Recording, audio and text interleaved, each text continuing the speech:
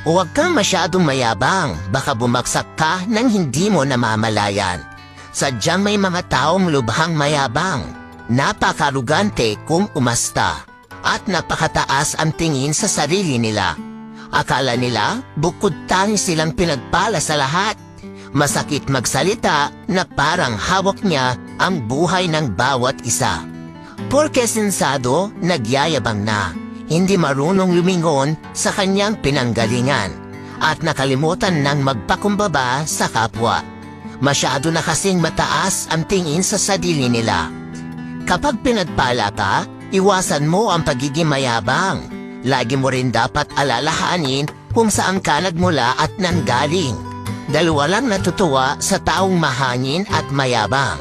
Kaya anuman ang ating kalagayan, tayo ay maging mapagkumbaba na lang. Tandaan mo, huwag kang masyadong mayabang sa panahong mayroon ka. Walang permanente sa mundo. Lahat pwedeng mawala at magbago.